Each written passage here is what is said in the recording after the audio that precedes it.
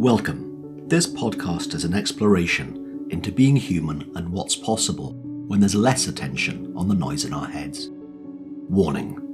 While listening to this broadcast, you may experience moments of deep peace, sighs of relief, personal insights, or long stretches of dead air. Do not be afraid. This is normal.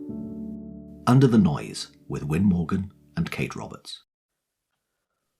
Welcome to this week's Under the Noise with me, Win Morgan, and my co-host, Kate Roberts. Hello, Kate. Hey, Win. How are you? I'm well.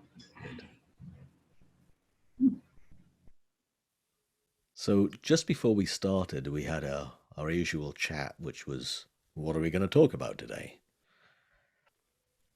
And I had an idea, which is a big surprise to me that I had an idea. And not a surprise that Kate said, okay, let's do that. Not necessarily because it's a good idea, but Kate's just too nice to say otherwise. That's really what it is. But this one to me is interesting. And if you can see, if you are watching on YouTube and not just listening, Kate did shake her head at that comment that I just made, because it was a little bit tongue-in-cheek, but only a little bit tongue-in-cheek. The idea that I had goes back to something that I and a lot of people I talk to, a lot of clients, a lot of colleagues, a lot of associates, a lot of people I work with they get sticky about. And for myself, what I notice where I get sticky is in starting or trying to do something and not getting started. I'm really good at that. And I don't know anyone who can't relate to that, of wanting to do something, but just don't get started. And about a year ago, during writing class, a writing teacher, Jill Swales, read out a poem by the poet David Whyte, which I thought was nice. Okay, cool. And then about a week ago, someone else read out a poem to me by David Whyte. And I thought, oh, that's really nice. I really felt it. And I downloaded one of his audiobooks of him reading out his own poems. And the first one was the poem that I'd heard a year ago in writing class, and it's called Start Close In. So I'd prepared for this. I actually have it printed out. So with your permission, Kate, can I read it? Oh, you win. All right. And probably with, as well as your permission, David Whyte's permission, called Start Close In, and I'll try and do it justice. Start Close In by David Whyte. Start close in. Don't take the second step or the third. Start with the first thing, close in, the step you don't want to take. Start with the ground you know, the pale ground beneath your feet, your own way to begin the conversation. Start with your own question. Give up on other people's questions. Don't let them smother something simple. To hear another's voice, follow your own voice. Wait until that voice becomes an intimate, private ear that can really listen to another. Start right now. Take a small step that you can call your own. Don't follow someone else's heroics. Be humble and focused. Start close in. Don't mistake that other for your own. Start close in. Don't take the second step or the third. Start with the first thing, close in, the step you don't want to take.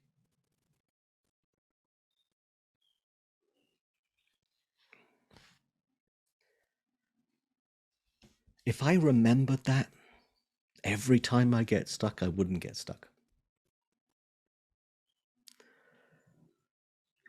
So at the time of recording, I want to write a newsletter to my contacts and clients and former clients. And I've been mulling it over for the last 3 days. And the reason that I've been mulling it over, which is a polite way of saying when you've got stuck, you're not doing it, is because I'm thinking of anything other than start close in, which is pen, paper, write. First step, start close in.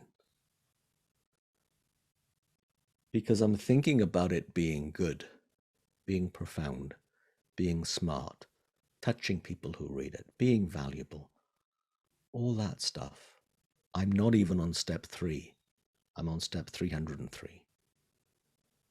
And if all I remembered was pick up the pen, put it to paper, start with the first letter, then that becomes a word, then there's another word, I'd have something written. And once I've written it, there'll be another step, which is editing. Then it will be send it to the person I've got helping me with that, and then they would send it out. But no, I start with step 33, not step 1. So I'm going to pin that up. Start close in. Don't take the second step or the third. Start with the first thing. Close in, the step you don't want to take.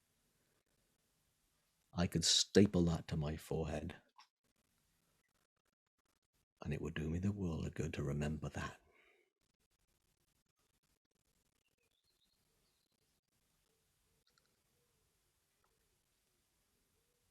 One way of saying it is the antidote to overthinking. Because overthinking is doing what I and lots of other people do as humans. Think about step 33 and 303. Not close in, the one little step. Not for other people. As it says here, don't follow someone else's heroics. Be humble and focused. Start close in. Don't mistake that other for your own.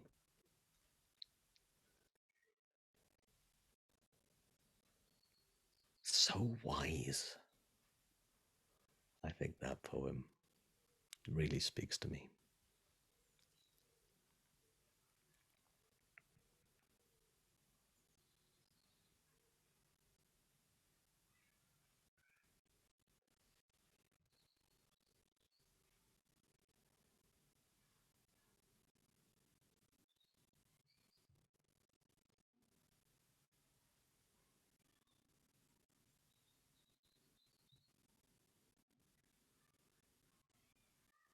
When I find myself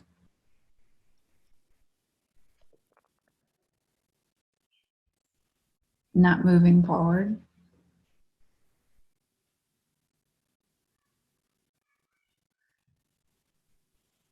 lately it always seems to come back to the fact that I'm believing something that I'm thinking. It's something that I'm thinking looks real, looks true. It always comes down to that. Something still looks really true for me. Whether it's a story of what a newsletter is supposed to look like, or how other people have done their newsletters, and the story I've created around that, or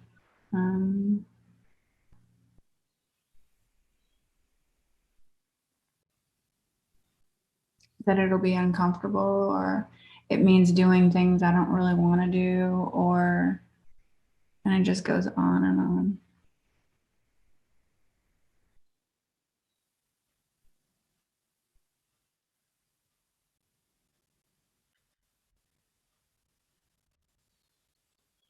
I mean, at least that's the way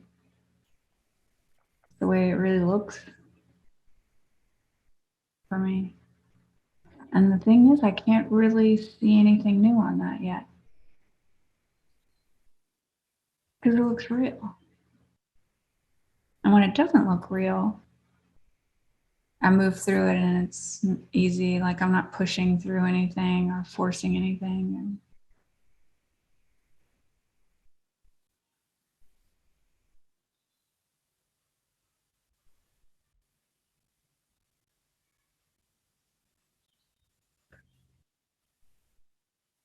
I don't know if we can force ourselves to see something new when we don't see it yet.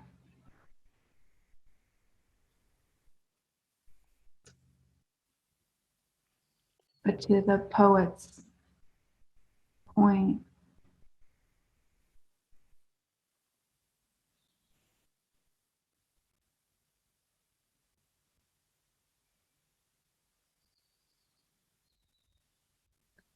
I think there is something to showing up in that moment and being willing to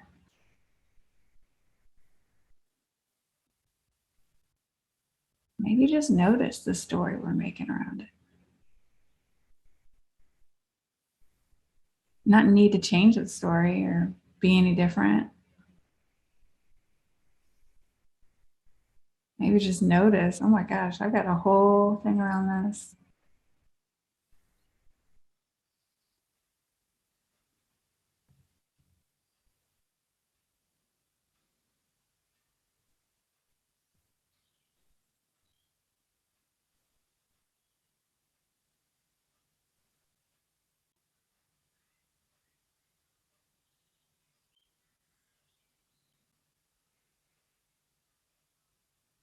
I think that there's something that shifts in that space.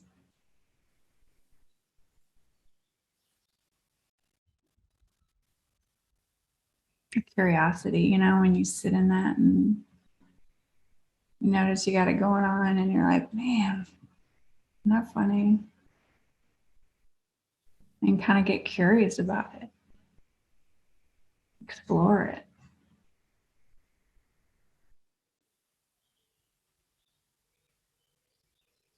Maybe even being willing to be uncomfortable in it.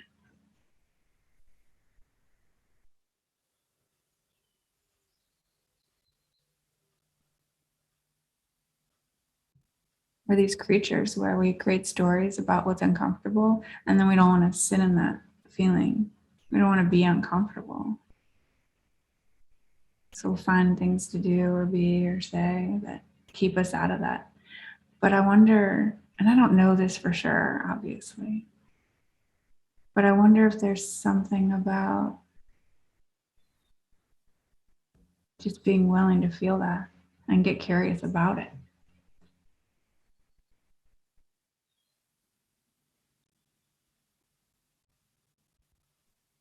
Maybe being okay not seeing more than you already do about a subject. I don't know. What do you think? Well, see two things in that, at least two. Because if I know I've made a story up about it, there's nothing more to see.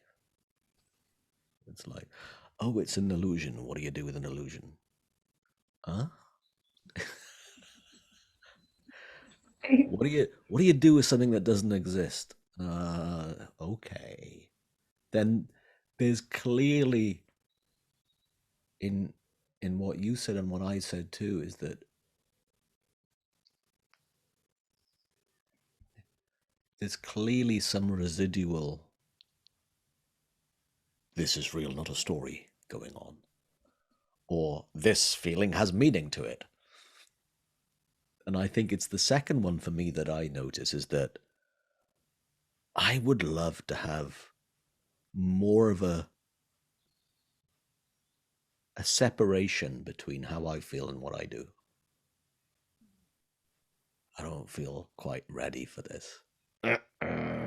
So I don't do it. When the truth is, that's just one of the worst ideas ever. That would be a guiding system for when I do things, would be when I feel I'm ready for them. Because what I feel I'm ready for, I'm a terrible judge of that. I have no right for that to be my guiding system, because I'm just listening to a story. But the story creates a feeling, and the feeling is something that I guide myself by.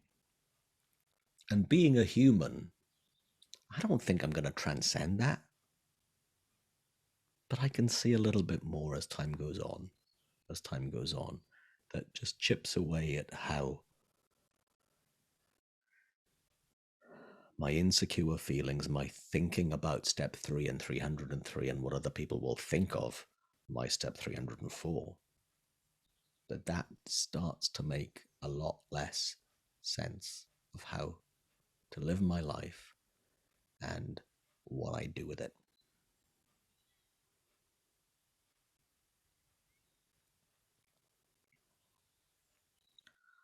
I was commenting to a client last week that I still think I play small, and I think I do. Well, maybe medium as opposed to small. If we're talking about garments and clothing, maybe I've just gone up a size there in a good way.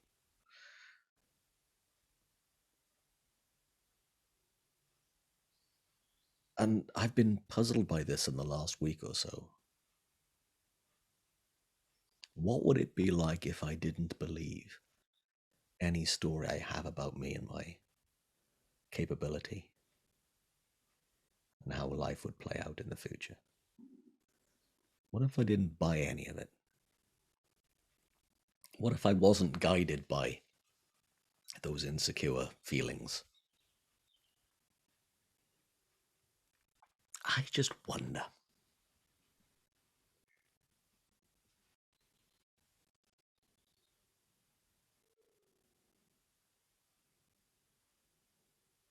I just wonder if I knew that everything was an illusion and everything was up for grabs, and that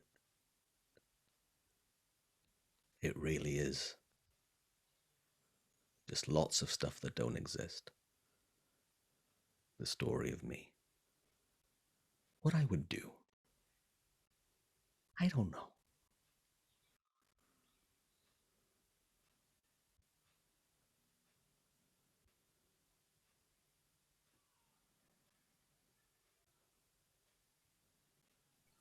When do you think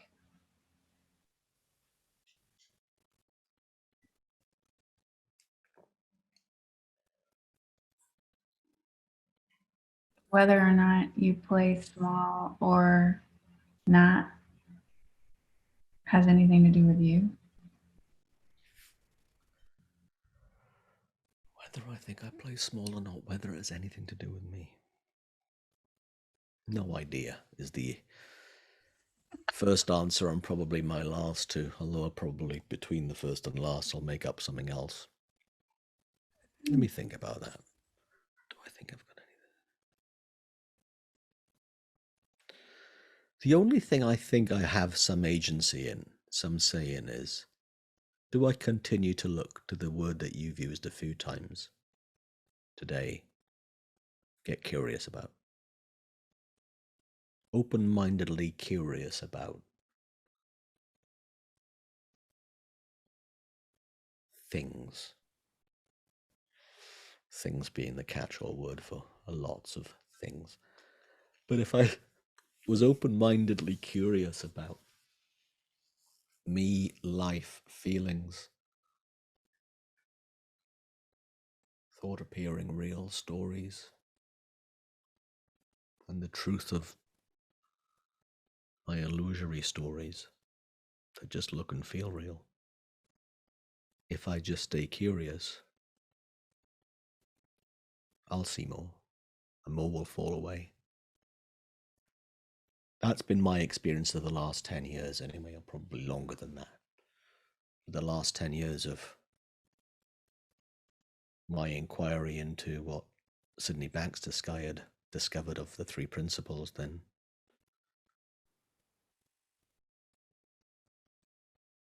yeah, but there's a part of me that then still thinks I don't know how much of that is on me.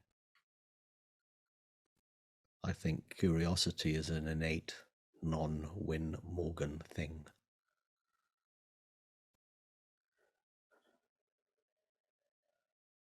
the principles as discovered by Sydney Banks aren't Sydney Banks's. They're not any one person's. They are what looks true to me anyway, about how human beings work, totally impersonal to me. And as best I can, I just show up, but I don't really think that I am the one that does the showing up either.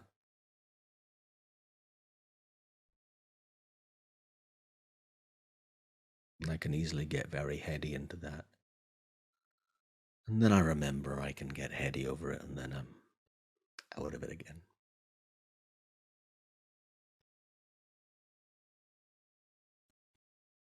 What do you think? Because that was a great question.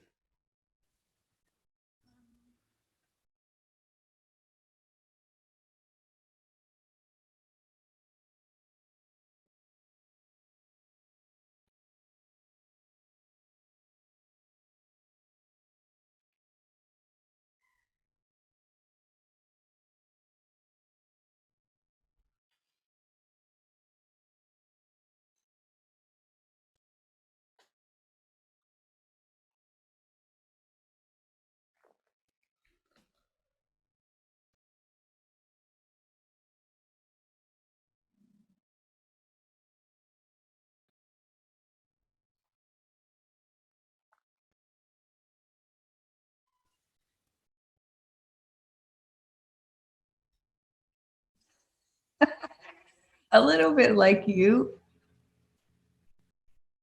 I start to think about it and realize I don't know.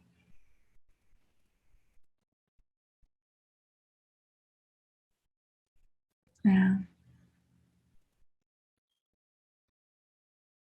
But I'll say that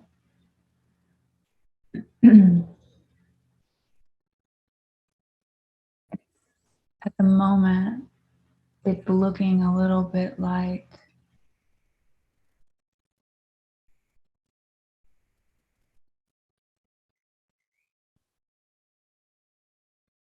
if I can be in that space, like with the reality of the space, and not need to change it or have it be any different, which is very new for me, is to be in the moment and not need it to be different, not need to see more, to know more, change it, to resist it.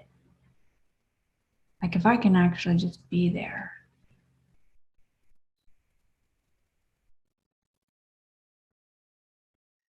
And then at the same time, know that if I'm not seeing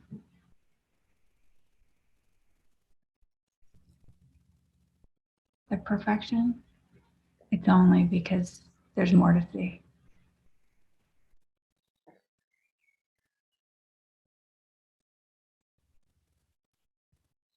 There's more to see on that. So if there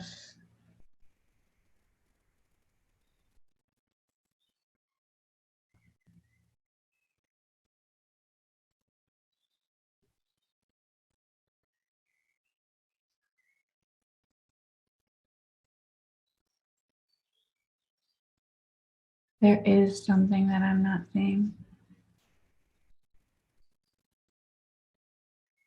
I don't know if that's up to me. But if I'm supposed to see it, I just heard a friend say this, like if there was something for me to see on this right now, I'd be seeing it. I don't know if that's up to me. But like what you said, just a willingness to be curious.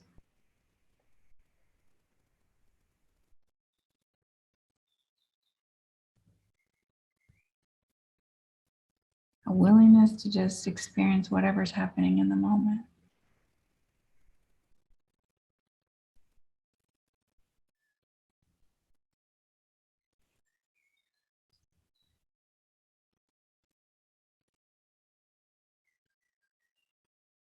And that includes if I know I'm making up a story and it still feels really real, you know? real enough to not move forward, to just be in that space and get curious about it.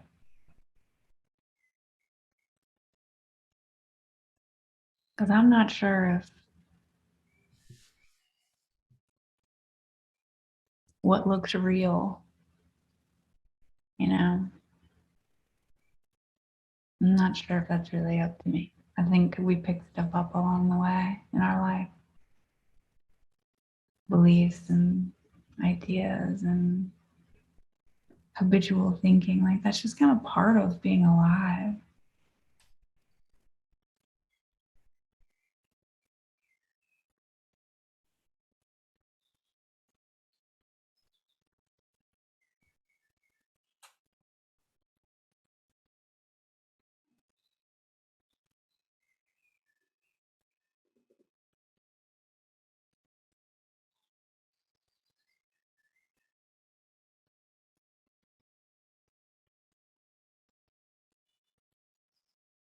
It's only really recently that I've started giving myself a hard time about it. I mean, I still do. Yeah.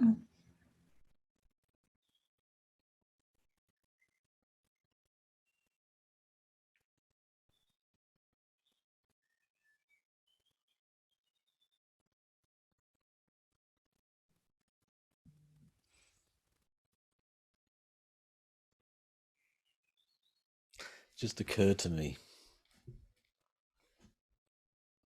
that if when I'm stuck, I could get curious about what looks like I'm stuck in, and then see through it, or I could just do. And I don't know which one I do. Whether I stay curious or whether I do the avoiding tactic of anything but that thing and keep it at the bottom of my to-do list. Or it's still at the top of my to-do list, but I do everything beneath it, which is very accurate. Or I just start close in and don't take the second step, just take the first. Sometimes I'll do that. And there's no right or wrong in any of it. I love the freedom of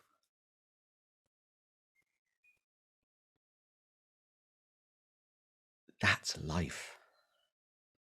Being hoodwinked. And sometimes it keeps us from doing things and sometimes it doesn't. And sometimes things make sense and sometimes they don't. And sometimes we're nuts and sometimes we're brilliant. And sometimes we're brilliantly nuts. At a level up here, at a higher level with perspective, that's just fascinating and funny and profound and infuriating at the same time when I'm stuck. And if I think that stuck is a problem, and I personalize stuck, go back to your question about how much of that is on me.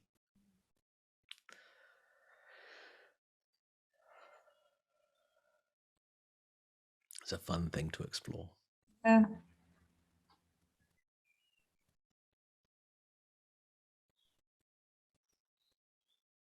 And what's cool is that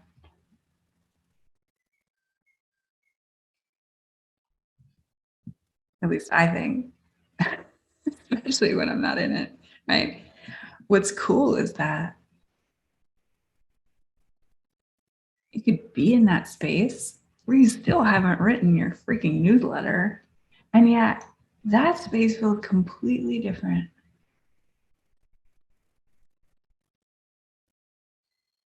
than that space of like, oh, I'm stuck, I'll do something else. Like just being in that space, you still haven't written anything. Yeah. But it's from that new feeling, that curiosity that, yep, this is where I'm at. Making it up. That feels completely different.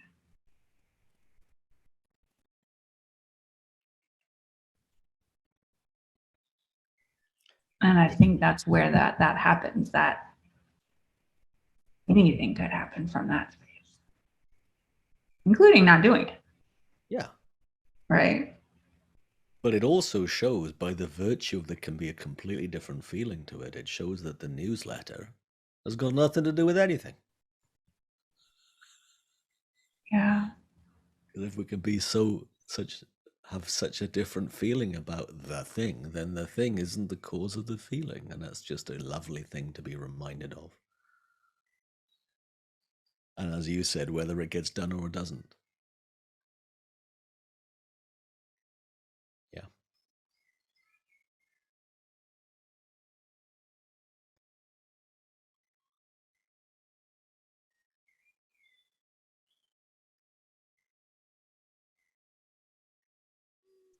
I really think sometimes when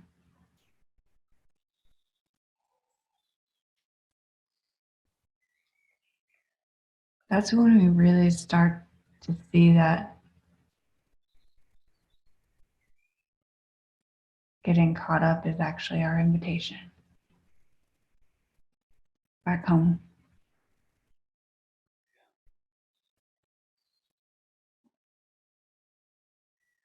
And there's gratitude for getting caught up.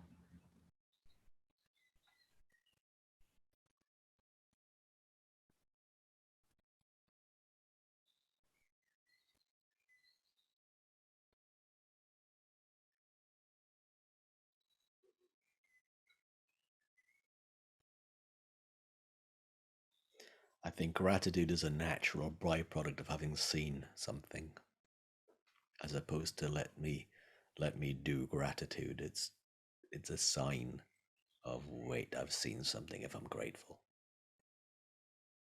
And we can't shortcut that. I've tried. Let me do gratitude because that will get me through this. Wait, wrong way around, pal. Wrong way around, Win. Not saying there's anything wrong in doing gratitude. I think it's an amazing thing, but it's never done it for me where it's been a transformational path. Gratitude to me has been the outcome of seeing something profound.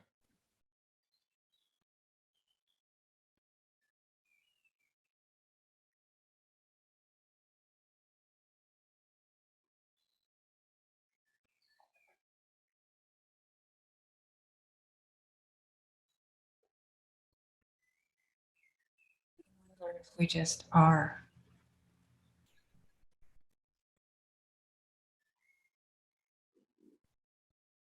Living, breathing, gratitude.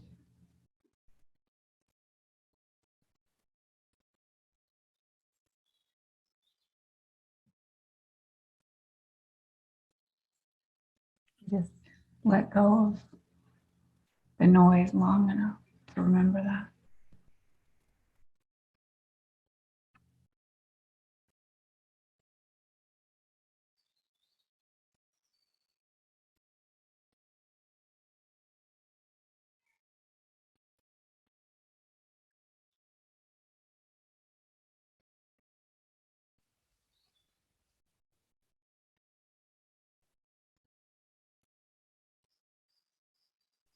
Joining us for Into the Noise.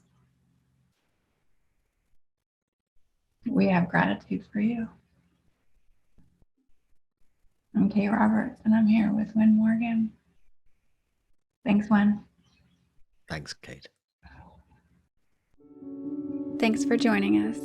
We'd love for you to subscribe, rate, and review. If you have a topic or question that you'd like us to chat about, email Win or Kate at win@winning.co.uk and Kate at katerobertscoaching.com. Until then, enjoy what's possible under the noise.